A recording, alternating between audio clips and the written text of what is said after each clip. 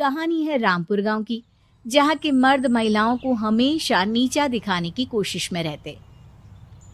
अरे अभी तक खाना नहीं आया, क्या मुझे एक और शादी करने की जरूरत है? नहीं जी नहीं, ऐसा मत करना, वरना मैं कहाँ जाऊंगी। खाना लेकर मैं अभी आई जी। गांव की पंचायत में भी फैसले हमेशा औरतों के खिलाफ ही रहते। मैं जो फैसला सुनाता हूँ वो भगवान की आज्ञा होती है। इस लड़के ने अपने मन से शादी करके अच्छा नहीं किया।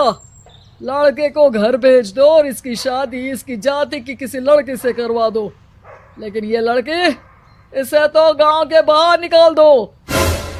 नहीं नहीं जमींदार साहब, ये क्या बोल रहे हैं? ऐसा नहीं हो सकता। मेरी बेटी मासूम है, इसे अच्छे बुरे की समझ नहीं है। अरे कहाँ जाएगी ये बेचारी? कहाँ जाएगी? इतनी चिंता है तो पूरे परिवार का गांव निकाला कर देते हैं। बेचारे पूरे बसे बसाए परिवार को गांव छोड़ना पड़ता है।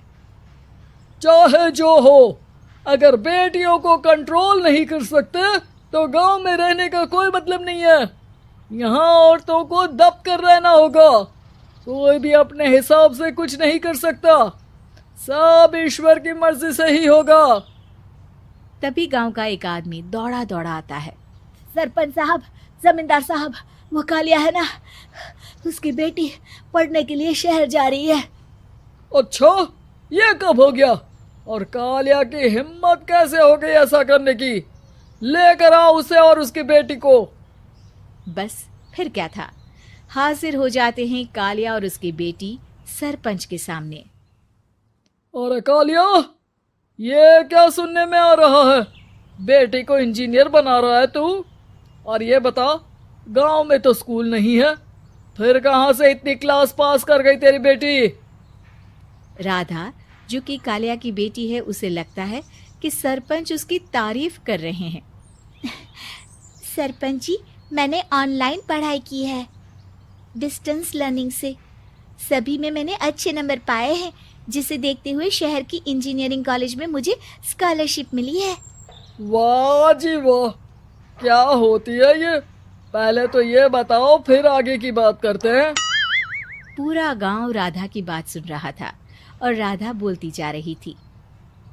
तो ऐसे मैं फ्री में एक अच्छी शिक्षा लेकर गांव में जो कुछ परेशानियां हैं, जैसे बिजली, पानी और इंटरनेट जैसी समस्याओं के लिए काम करूंगी। मैं गांव को शहर से जोड़ने के लिए पुल का निर्माण करवाने का प्रस्ताव रखूंगी। मुझे पूरी उम्मीद है कि जल्द ही हमारा गांव भी तरक्की की राह पर चल पड़ेगा। राधा की बात सुनकर सारे गांव वाले ताली बजाने लगते हैं। सरपंच को समझ नहीं आता कि वो क्या करे। चुप रह नादान लड़की, गांव के खिलाफ जाने के लिए तुझे गांव से बेदखल कर दिया जाएगा, वो भी पूरे परिवार के साथ। और हाँ, अगर ठीक से गांव में रहना चाहती है तो ये पढ़ाई लिखाई छोड़ दे। हम तेरे लिए गांव का कोई होनहार लड़का देखेंगे। तभी गांव का एक आदमी बोल पड़ता है।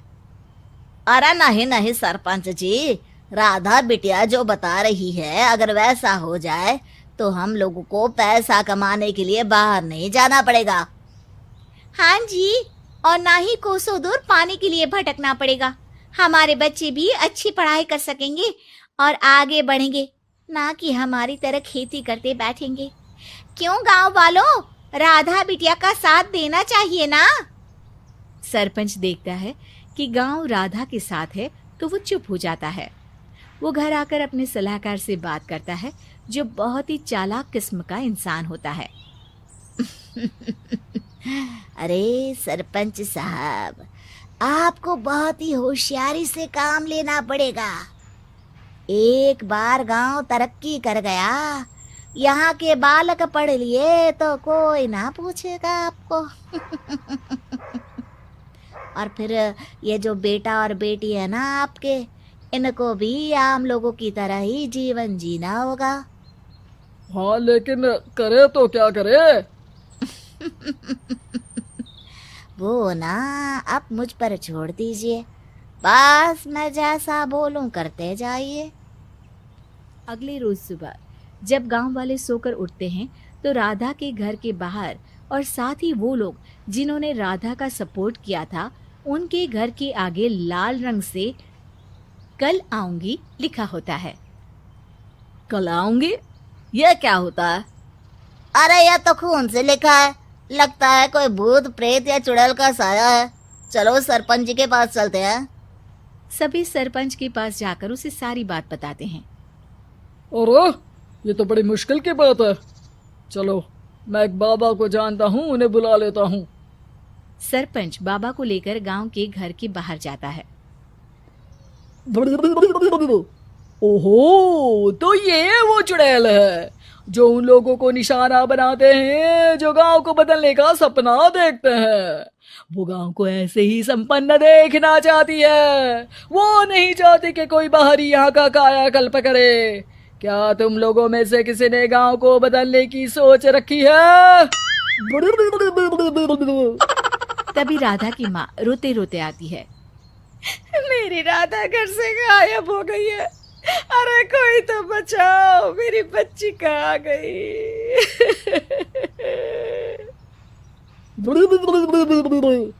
ले गई वो चुड़ैल, तेरी बच्ची को ले गई। अब वो उसे श्रापित करके छोड़ेगी, उस पर चुड़ैल का साया हो जाएगा। तभी बुरी सी हालत में राधा भी वहां आ जाती है। उसके बाल चुड़ैल की तरह फैले होते हैं और कपड़ों में खून लगा होता है। सभी राधा को देखकर डर जाते हैं। माँ, पता नहीं मुझे कौन उठा कर ले गया था। अरे दूर दूर हो जा चुड़ैल, अब हम लोग इस गांव में नहीं रुकेंगे। अरे कैसे बातें कर रहे हैं आप? कल तो आप मेरे भरोसे गांव का हुलिया बदलने, अपने बच्चों को पढ़ाने और तरक्की उन्नति की बात कर रहे थे, तो आज क्या हो गया आपको? ये फिर तुम लोगों को बहकाएगी। ये चुड़ैल गांव में आ चुकी है, ऐसे ही ये तुम्हारे घर के बच्चों को भी ले जाएगी। गांव वाले राधा को गांव से बाहर निकाल देते हैं। उसके माँ बाप रोते रहते हैं, लेकिन गांव वाले नहीं मानते। मैं भी अपनी बहन के साथ गांव के बाहर रहूंगा, लेकिन वो पढ़ाई नहीं छोड़ेगी। वहीं सरपंच के घर पर सलाहकार कहता है। देखा, सांप भी मर गया और लाठी भी नहीं टूटी। लेकिन अगले ही दिन सरपंच के घर के बाहर भी वही शब्द लिखे होते हैं। और फिर सरपंच की बीवी कहती है, हमारी बेटी को किसी ने अगवा कर लिया है। तभी राधा का भाई वहां आ जाता है। अरे गांव वालों, मैंने सरपंच जी की बेटी को देखा था। वो चुड़ैल उसे उठाकर ले जा रही थी। अरे क्या मजाक कर रहे हो? नहीं नहीं सरपंच जी, आप नहीं जानते। वो चुड़ैल अब आपकी बेटी में आ जाएगी, जैसे राधा के अंदर आ गई थी। तभी सरपंच की बेटी वैसी ही हालत में वहां आती है जैसे राधा आई थी। पापा, पता नहीं कैसे मैं गायब हो गई थी। चुड़ैल, इसके अंदर भी चुड़ैल का साया है, मारो इसे। अरे नहीं नहीं, इसे भी राधा के पास गांव के बाहर ही भेज दो। अरे चुप रहो, मेरी बेटी कहीं नहीं जाएगी और चुड़ैल वुड़ैल कुछ नहीं होता है। अरे कैसे बात कर रहे हो सरपंच जी? आप तो बोल रहे थे कि आपका फैसला भगवान का ज्ञान होता है, तो अपने पर बात आई तो अब आप ऐसे बोल रहे हैं। अरे ना ना ना, आपको अपनी बेटी को त्यागना ही होगा। अरे बुलाओ बाबा को। राधा का भाई बाबा को ले आता है, जिसे अब गांव वालों के डर के कारण सच बोलना पड़ता है। मैं कोई बाबा नहीं हूँ, मैं तो मोची था। ये सलाहकार महोदय ने मुझे कहा था एक्टिंग करने को। अब वो मुझे पैसे देने वाले हैं। अब मुझे माफ कर दो। गलती हो गई, मुझे माफ कर दो। तभी वहां राधा आ जाती है। देखा सरपंच जी, जब गांव के बच्चे साक्षर होंगे तो आप जैसे लोगों की चालाकी नहीं चलेगी।